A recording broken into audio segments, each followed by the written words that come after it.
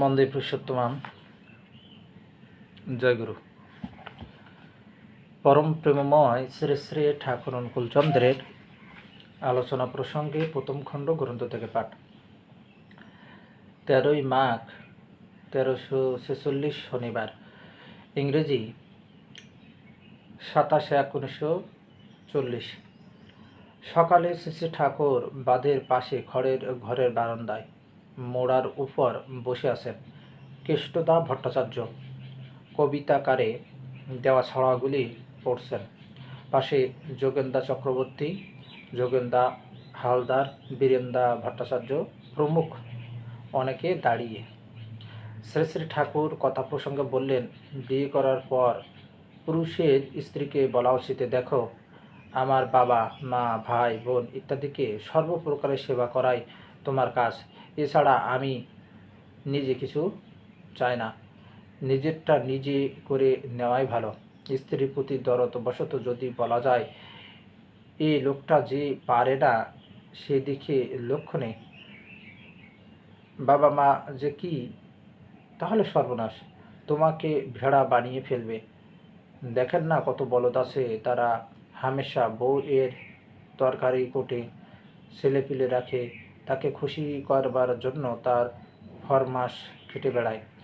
বউ এর একটু কাশি হতেই বউ হাত পা ছেড়ে দিয়ে বলবে গেছি গেছি। শ্রী শ্রী ঠাকুর এমনভাবে অঙ্গভঙ্গি করলেন, চোখে মুখে এমন অবস্থা যেন দেখলে মনে হয় সত্যিই তিনি নিজেই বুঝি কাতর হয়ে পড়েছেন।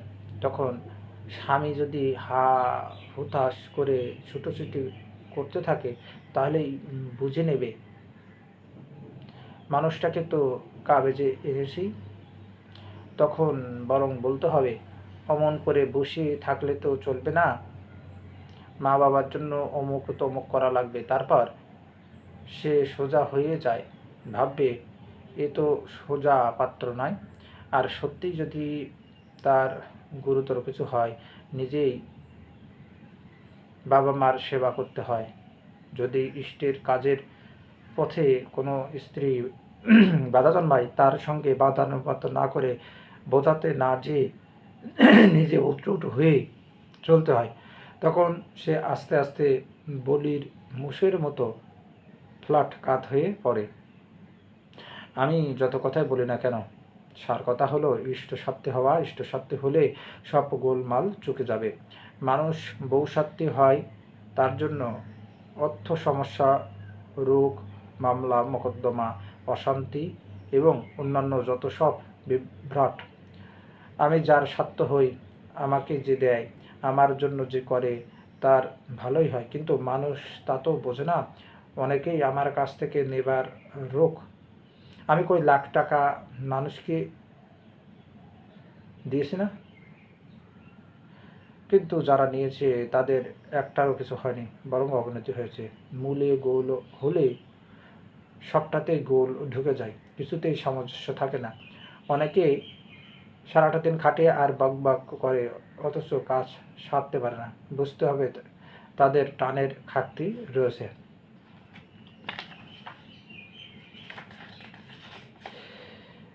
14ই মাঘ 1346 রবিবার, ইংরেজি 28/1/1940।